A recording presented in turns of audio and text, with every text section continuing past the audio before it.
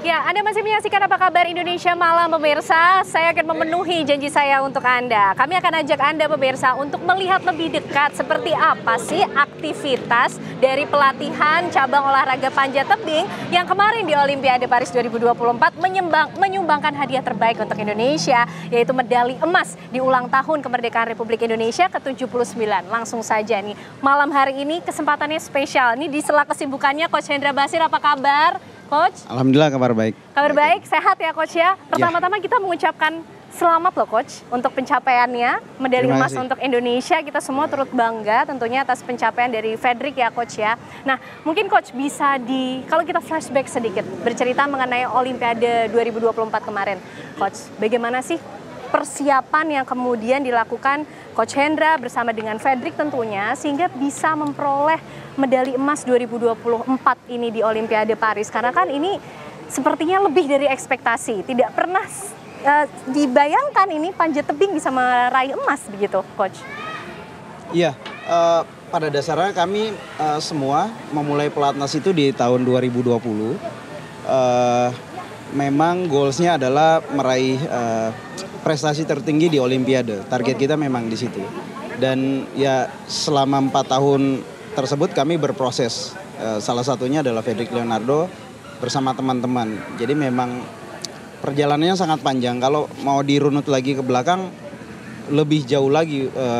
Di awal 2015 itu memang kita punya cita-cita bahwa panjat tebing semoga bisa dipertandingkan di Olimpiade gitu. Dan itu di 2020 untuk pertama kalinya cabur panjat tebing dipertandingkan di Olimpiade Tokyo.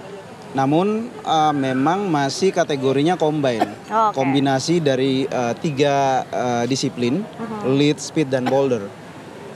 Baru kemudian di Olimpiade Paris ini 2024 kategori speed sendiri yang memang adalah kategori sektor keunggulan Indonesia itu dipisah dari kategori yang sebelumnya.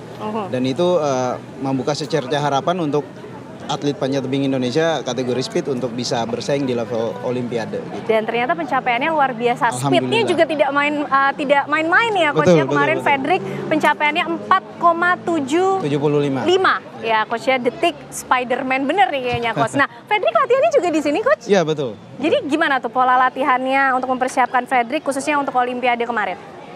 Ya memang kita berlatih sebagai sebuah sistem.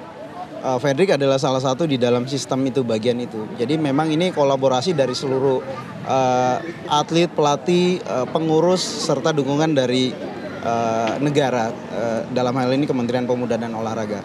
Jadi termasuk akhirnya meloloskan Fredrik Leonardo, Rahmat Adi Mulyono. Untuk di sektor putri ada Desak Made Rita dan Raji Asal Sabila. Jadi ini adalah ujung dari semua proses mereka mewakili Indonesia di Olimpiade gitu. Dan alhamdulillah dari keempat atlet tersebut Fredrik Leonardo bisa menyumbangkan medali emas buat Indonesia. Berapa jam sih Coach latihannya Fredrik kemarin di sini Coach untuk mempersiapkan Olimpiade 2024, termasuk juga ada Desak Made dan juga Raja Salsabila ya latihan di sini ya langsung ya Coach? Ya kita setiap sesi latihan itu terbagi 2, pagi dan sore, dan rata-rata latihannya 3-4 jam. Dan emas setiap memang sesi sudah menjadi target kemarin Coach, atau sebenarnya kita yang penting memberikan yang terbaik, atau sudah ada kemudian ini nanti akan menjadi lawan terberat dari mana gitu Coach? Ya memang sebelum Olimpiade ini kita sudah rutin mengikuti World Cup. Setiap tahun itu ada 7 seri World Cup di mana Fredrik dan kawan-kawan sering menempati posisi terbaik gitu, peringkat 1. Nah dari situ baru kita mencanangkan bahwa kita punya potensi untuk meraih medali emas. Yang kita lakukan adalah tetap berlatih untuk meningkatkan probability meraih medali emas gitu. Jadi yang kita usahakan adalah kami meningkatkan kapasitas itu dengan kapasitas yang tim miliki beserta dengan analisis sebelum menjelang Olimpiade. Ya kami bisa menetapkan target bahwa kita punya potensi untuk bisa bersaing di perebutan medali emas. Dan ternyata menjadi nyata ya Coach ya, mendapatkan emas lagi Coach ya untuk Indonesia. Nah terus Coach, sebelum pertandingan mungkin, atau mungkin setelah pertandingan, ada tidak sih kalimat yang disampaikan oleh Fredrik atas pencapaiannya di Olimpiade kemarin kepada Coach Hendra? Iya memang jadwal Olimpiade kemarin finalnya selisih sehari, putri dulu baru putra. Ketika putaran final putri, tim putri itu gagal. Jadi otomatis bebannya ada di Fredrik semua. Pada saat hari finalnya, ya kami berdua jalan bareng. Saya bilang tenang saja, nikmati saja prosesnya. Anggap ini seperti World Cup biasa, karena memang pesaing-pesaingnya juga itu saja. Jadi memang siapa yang fokus pasti berhasil. Dan kebetulan di babak 8 besar ketemu dengan tuan rumah. Jadi saya bilang momentumnya ada di situ. Ambil energinya terhadap crowdednya gitu, tuan rumah, supporternya, tenang aja, fokus aja gitu. Ada sempat kekhawatiran nggak sih coach yang disampaikan Fredrik? Aduh gimana nih nanti dengan supporter dari tuan rumah juga yang begitu banyak kan, crowdnya begitu luar biasa di sana, dan apalagi ada tadi beban-beban tersendiri yang menjadi pemikiran seperti tanggung jawab tersendiri untuk Fredrik. Iya, salah satu keunggulan dari Fredrik Leonardo adalah ketenangannya, gitu. Karena memang Fredrik sudah beberapa kali menjuarai seri World Cup. Jadi dengan pengalaman itu dia berusaha untuk lebih fokus. Gitu. Baik coach. Nih kayaknya kita juga bisa ngobrol-ngobrol nih bareng sama Kak Salsabila juga ya yang kemarin berangkat ke Olimpiade. Kak Rajia Salsabila, ada juga Kak Nurul tadi ikut berlatih coach. Mungkin bisa di sampingnya Kak Salsa. Halo, apa kabar? Nggak apa-apa dipegang aja Kak. Apa kabar? Baik. Kak Salsabila, baik. Ini barusan selesai latihan. Iya. Gimana sih emang pola latihannya selama ini? Kemarin juga berangkat ke Olimpiade ya, sampai semifinal juga ya. Nah itu selama ini pola latihannya gimana sih Kak Salsabila? Untuk pola latihannya dari sebelum menuju Olimpiade sampai sekarang pun pola latihannya sama. Kita ada dari fisiknya bisa di gym, terus juga di manjatnya kita terus melakukan pengulangan. Oh gitu. Iya. Nah Kak Salsabila, ini kan pasti kalau mau Olimpiade latihannya begitu padat. Yang dikorbankan juga pasti banyak sekali ya.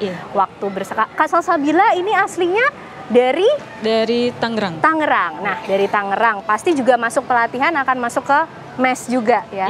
Mengorbankan waktu bersama keluarga, mengorbankan waktu mungkin kalau seumuran Kak Salsa ini kan nongkrong nih, apalagi bisa malam minggu gitu kan. Tapi ini harus latihan, gimana nih Kak? Sebenarnya udah jadi resiko atlet juga ya, yang harus emang bisa mengorbankan, seperti kita harus jauh dari keluarga, terus juga waktu bermain kayak nongkrong mungkin sama teman-teman itu nggak ada. Jadi kita lebih fokusnya ke latihan aja. Tapi ya yang penting dinikmatin aja. Dari awal emang bercita-cita pengen jadi atlet panjat tebing Kak Salsabila? Awalnya nggak nyangka bisa jadi atlet, karena awalnya iseng-iseng, terus lama-lama ya jadi senang dan bersyukur juga bisa jadi atlet sampai sekarang. Apa sih pesan yang disampaikan oleh keluarga atau mungkin kalau kita bilang support system terbesar dari seorang Rajiah Salsabila sampai hari ini masih memiliki impian dan cita-cita sebagai seorang atlet panjat tebing untuk bisa mengibarkan merah putih di kancah dunia, mengumandangkan Indonesia Raya? Apa sih Kak pesannya dari keluarga? Alhamdulillah kalau dari keluarga sendiri, dari awal menjadi atlet sampai sekarang terus dikasih dukungan, terus juga didoain. Yang penting tetap semangat, apapun hasilnya, apapun latihannya tetap dijalanin dengan baik dan ikhlas. Apa yang disampaikan orang tua kemarin waktu juga berangkat ke Olimpiade ke Kak Salsa?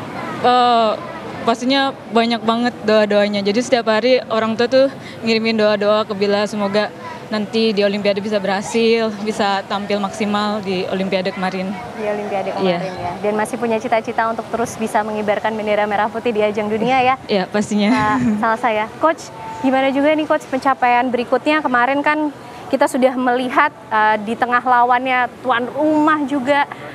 Merah putih berkibar Coach di sana. Indonesia Raya juga kita dengarkan berkumandang dengan megah di sana. Seperti apa sih Coach rasanya? Ya rasanya sangat terharu. Apalagi ternyata momen spesialnya adalah merah putih berkibar diapit oleh dua negara adidaya, China dan Amerika Serikat gitu. Jadi itu lebih kebanggaan luar biasa. Tapi memang memenangkan Olimpiade adalah sesuatu hal yang memang sangat tak ternilai buat kami di tim nasional. Ya semua itu berkat doa masyarakat, semua support dari negara dan dukungan dari tim sendiri gitu. Jadi ya sulit diungkapkan dengan kata-kata gitu. Pasti sulit juga untuk seorang pelatih panjat tebing timnas Indonesia untuk kemudian mengawal, membimbing para atletnya, Coach. Keluarga juga pasti harus dibagi waktunya, menahan diri untuk bisa membagi waktu dengan keluarga dan kegiatan yang lainnya. Seperti apa, Coach? Apa pesan-pesan juga yang disampaikan oleh pihak keluarga mungkin selama perjalanan Coach Hendra Basir mendampingi teman-teman atlet? Ya, menjadi seorang pelatih itu kan dinamikanya sangat beragam karena kita mengelola orang gitu kan dengan karakteristik yang sangat-sangat berbeda gitu. Apalagi di tim nasional ada 20 orang yang sudah pasti sangat berbeda. Jadi ya kami di tim kepelatihan ya berkolaborasi dari saya, dari tim psikolog, tim kedokteran. Ya kita mengelola itu semuanya menjadi satu tim yang kuat. Jadi yang kami ciptakan adalah lingkungan keunggulan, membentuk suatu sistem yang memang benar-benar semua orang sangat-sangat serius di setiap bidangnya gitu. Oke, Kak Salsa terima kasih sudah berjuang untuk Indonesia. Kita terus doakan untuk perjuangan berikutnya. Kak Rajiah Salsabila nanti bisa mengibarkan merah putih di ajang dunia dan membuat Indonesia Raya kembali berkumandang dengan megah. Terima kasih Kak Salsa, sukses nanti seterusnya. Coach Hendra, nanti kita masih akan berbincang lagi bersama dengan atlet-atlet unggulan Indonesia, pemirsa tentunya di tengah perjuangan dan pengorbanan untuk menjadi insan yang luar biasa tentunya. Sesaat lagi kami kembali.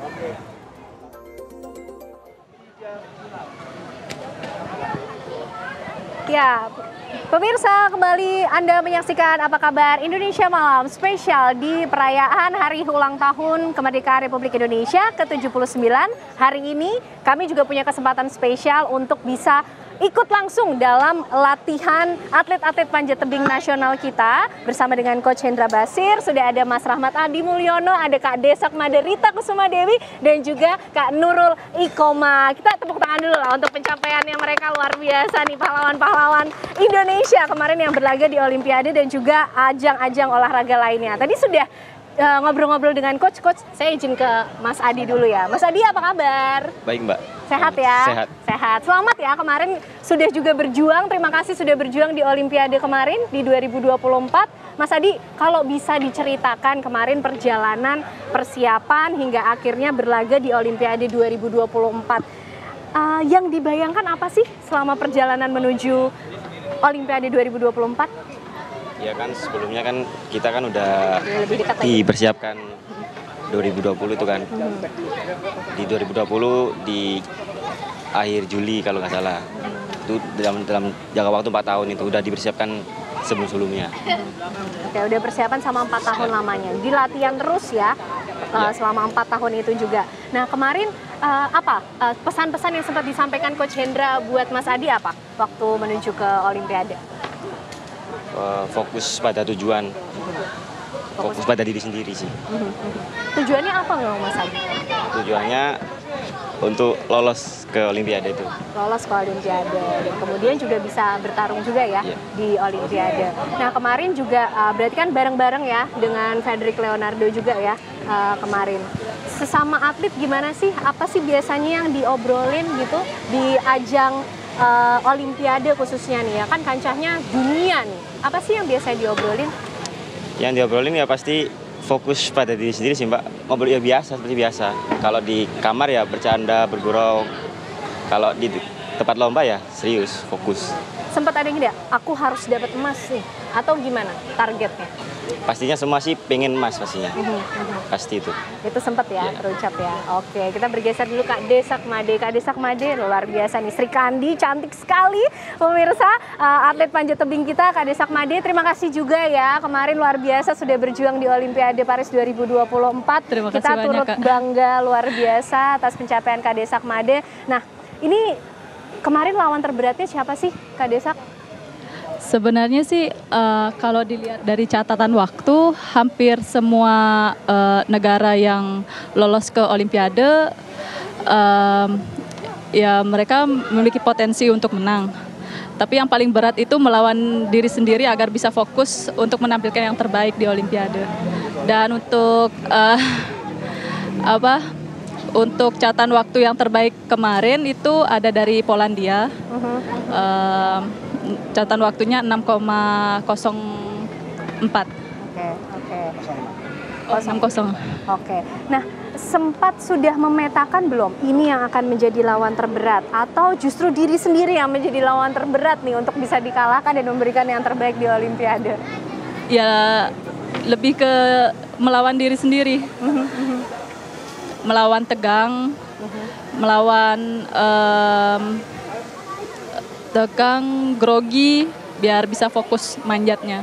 Oke, Kak, ini kan mengikuti pelatihan sama-sama ya dari 2020 juga? Iya. 4 tahun lamanya ya, seumuran Kak Mas Adi, Kak Desa, Kak Nurul.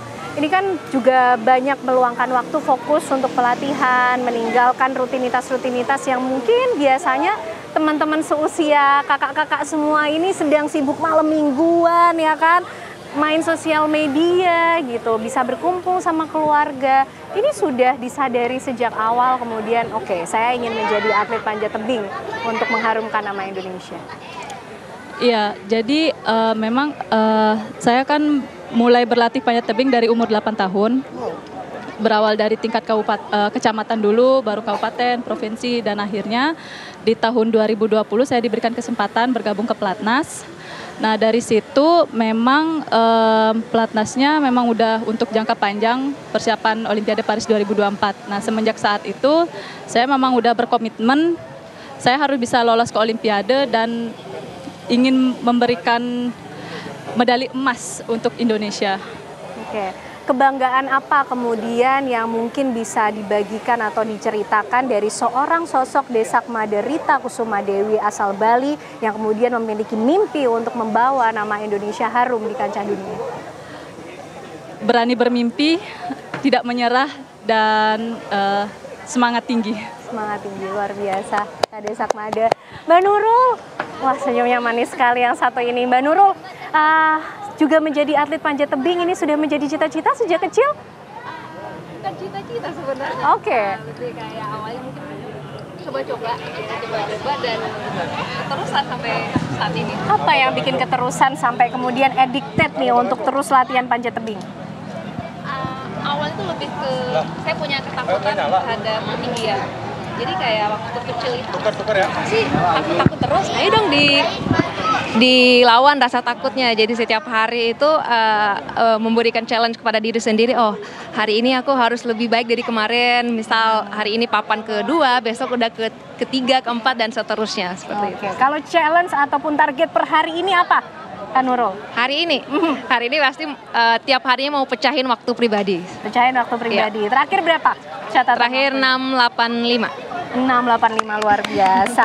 Pernah nggak sih ada merasa di titik terendah atau demotivated ya coach ya kadang-kadang gitu kan dengan pola latihan, dengan hari-hari seperti ini mungkin pernah merasakan ada titik jenuh, kemudian ada merasa di titik terendah atau rindu dengan orang tua, keluarga, teman-teman, pernah nggak? Ya itu pernah. Jadi kalau saya itu muncul titik terendahnya itu saat ada cedera seperti itu. Jadi itu penyakit atlet kalau dibilang. Jadi saat cedera itu buat saya memikirkan waduh kenapa harus cedera? Bentar lagi kompetisi, bentar lagi saya harus berjuang untuk tiket Olimpiade seperti itu. Itu ada titik terendah bagi saya. Oke. Nah, Kak Desak gimana juga mensiasati atau kemudian berdamai dengan kondisi-kondisi seperti tadi yang tidak diinginkan, mungkin juga sempat cedera, tidak bisa berlatih, kemudian sempat merasa aduh lelah ya gitu, jenuh ya dengan rutinitas yang ada, kangen ya dengan keluarga, dengan sahabat-sahabat, teman-teman semuanya. Gimana caranya berdamai dengan itu semua? Kalau saya sih lebih berkomunikasi berkomunikasi kepada keluarga biasanya kalau hari libur itu.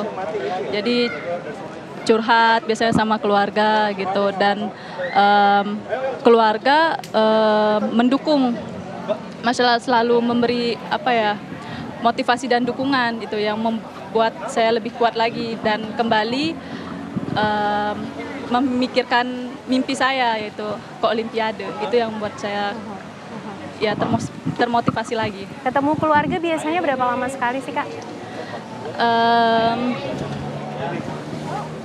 Setahun, kadang 2 kali.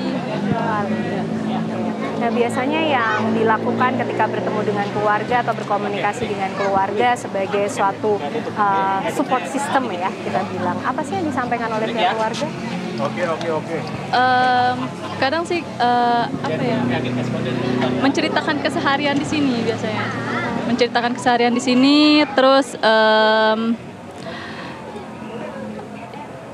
apa ya, lebih ke ya curhat-curhat. Apa yang mau disampaikan ke keluarga hari ini untuk Kak Desak? Untuk Ibu, Aji, dan saudara-saudara saya, keluarga di rumah, keluarga besar, terima kasih atas doa, dukungannya pada Rita, dan semoga Rita sukses meraih mimpi Rita selanjutnya. Amin. Coach, apa yang mau disampaikan untuk atlet-atlet Coach Hendra yang luar biasa ini, Coach? Ya, mereka ini kan semua patriot olahraga, Mbak. Kami berjuang membela negara dengan profesi kami sebagai atlet. Kebetulan kan ini hari kemerdekaan gitu kan. Jadi maknanya memang perjuangan itu tidak akan pernah berhenti gitu. Ketika kemerdekaan dan pasca kemerdekaan gitu. Jadi buat saya bangga mereka sudah berjuang bareng-bareng. Memang di antara bertiga ini belum berhasil belum seberuntung seperti Fredrik Leonardo, tapi memang mereka adalah pahlawan-pahlawan bangsa yang sudah memberikan yang terbaik. Ya itulah. Rasa bangga seperti apa, Coach, yang ingin disampaikan untuk para atlet Coach Hendra Basir di panjat tebing ini?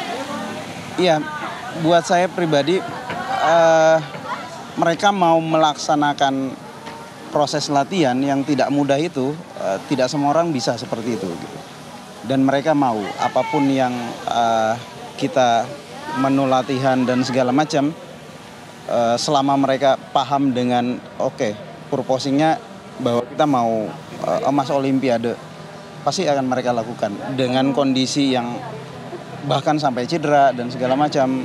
Ya itulah resiko sebagai pejuang olahraga gitu.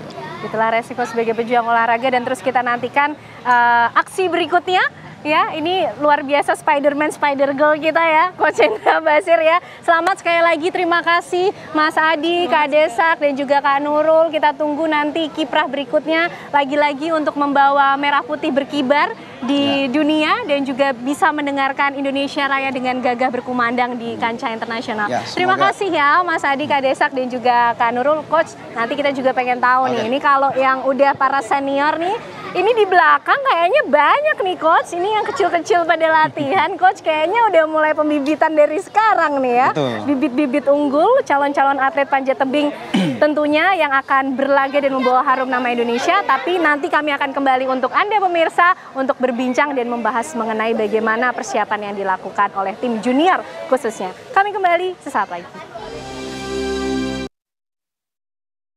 Hari kemerdekaan kita, hari merdeka, nusa dan bangsa, hari Indonesia merdeka.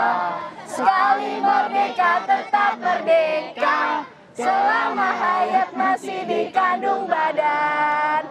Kita tetap setia, tetap sedia mempertahankan Indonesia. Kita tetap setia, tetap sedia membela negara kita. Oke, tepuk tangan dong buat semuanya. Luar biasa adik-adik. Ini semuanya main panjat tebing? Iya. Siapa yang paling muda di sini angkat tangan? Yang paling kecil siapa? Siapa? Namanya siapa? Alil. Alil umur berapa? 7. Umur 7 tahun. Kenapa mau ikut panjat tebing? Karena di rumah suka manjat-manjat. Di rumah suka manjat-manjat. Apa yang dipanjat di rumah? Tuh tahu. Ikut panjat tebing udah dari kapan? 5. Udah dari umur 5 tahun ya? Iya. Udah dari 6 tahun. Seneng nggak panjat tebing? Senang. Senang. Pengen jadi kayak Kak Fedrik nggak kemarin yang dapat emas? Pengen ya? Oke. Nah sekarang yang lebih kecil lagi. Siapa nih yang paling kecil cewek ini? Siapa ini namanya? Halo. Namanya siapa? Elsa. Elsa umurnya berapa? 5 tahun. Lihat situ Elsa. Hai mama. Gitu. Elsa udah latihan panjat tebing dari umur berapa? Dari 5 ya? Baru ya? Seneng nggak panjat tebing? Senang? Oke. Nah ini kakaknya mungkin yang lebih gedean lagi ya. Oke, siapa? Yo, lo tunjukkan. Oke nih, boleh. Kakak namanya siapa kakak? Namanya Umar. Siapa? Umar. Umam. Ya. Kak Umar. Umur berapa? Umur 15 tahun. 15 tahun. Udah latihan panjat tebing dari umur berapa? Dari kelas SMP kelas 8. Kelas 8. Iya. Kenapa pengen latihan panjat tebing sih? Karena lebih tertarik dan seru aja sih. Pengen jadi atlet juga? Pengen. Kemarin ikut perjalanannya Kak Fedrik, tahu kan Kak Fedrik dapat emas? Tahu. Gimana rasanya ngelihat Kak Fedrik dapat emas buat Indonesia? Senang dan kagum juga bisa menyumbangkan emas pertama untuk negara Indonesia di Paris Olimpiade 2024. Kita tepuk tangan dong buat Kak Fedrik dan buat Indonesia. Oke, makasih ya Kak. Nah, pemirsa, kami akan ajak Anda untuk bisa berbincang dengan pelatih dari ada yang baru turun nih ya kan dari latihan panjat tebing. Nah, coach, tadi kita sudah sudah ngobrol dengan Coach Hendra Basir. Nah, sekarang sudah ada Coach Koirul Toyivan ya Coach ya. Betul. Coach Koirul, apa kabar? Alhamdulillah baik. Baik ya Coach ya. Coach, saya dapat info bocoran, katanya ini ada Fedrik Effect yang bikin adik-adik semua nih pada pengen daftar ikutan coba panjat tebing, bener Coach? Betul. Jadi setelah Fedrik dapat medali, yang hubungin kami itu banyak sekali. Jadi bahkan yang masih kecil kalau menurut kami masih belum bisa ya, umur 3 tahun orang tuanya boleh dong coba trial. Jadi kewalahan juga tuh kita di klub. Jadi kewalahan juga. Ya. Jadi Fedrik Efek nih benar ya, nyata betul, ya Coach ya. Apa sih Coach yang biasanya disampaikan oleh orang tua ketika kemudian mengirimkan anaknya untuk bisa ikut latihan panjat tebing? Sebagian besar itu karena mereka ngelihat Fedrik ya. Pengen anak-anaknya berprestasi seperti Fedrik. Oke.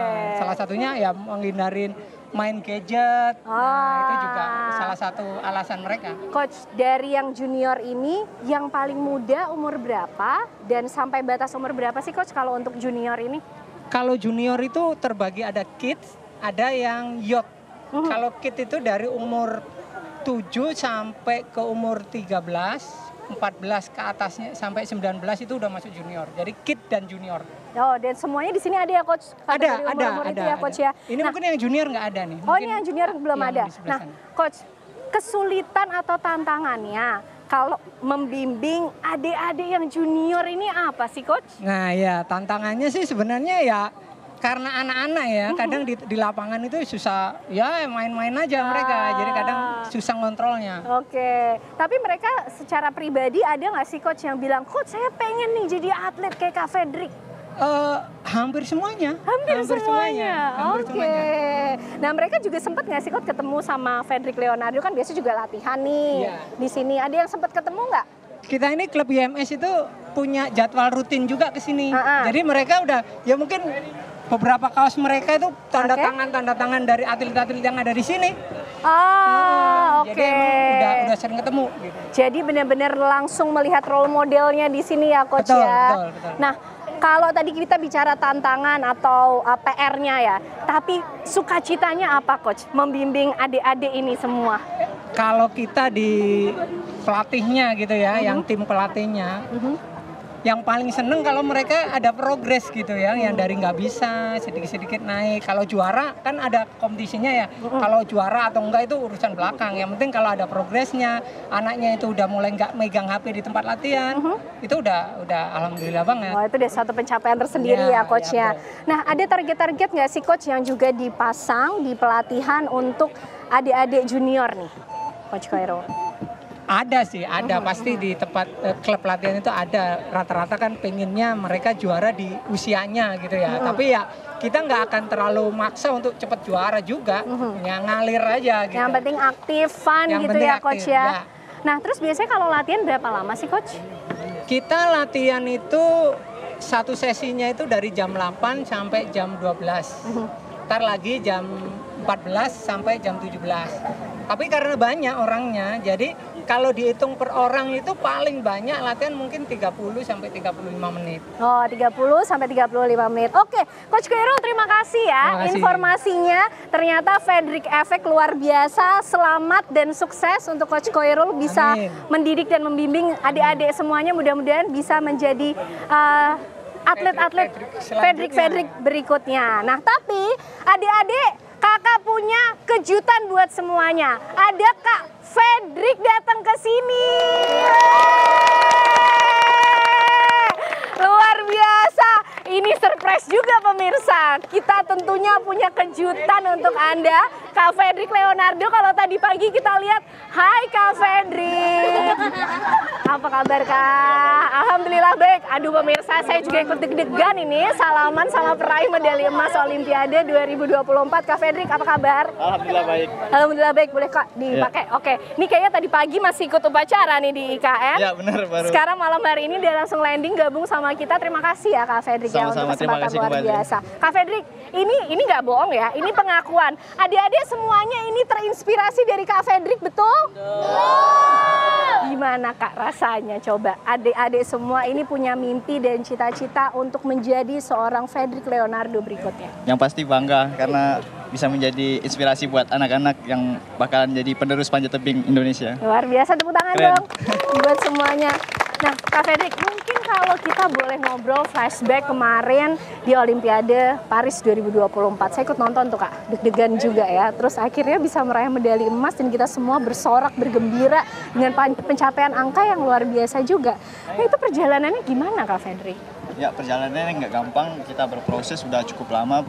Pelatnas dimulai dari 2021, fokus kita memang buat Olimpiade dan dinamikanya sangat berat gitu, nggak mudah dan kita harus banyak persiapan, nggak hanya fisik, mental dan juga kita harus mempersiapkan banyaklah teknik juga dan sangat panjang menurut saya. Sangat panjang. Sebegitu panjangnya, tapi di-spill-nya sedikit dulu Kak Fredrik. Nanti kita akan ngobrol lebih panjang lagi. Usai jeda pemirsa, kami kembali untuk Anda bersama dengan Fredrik Leonardo. Kita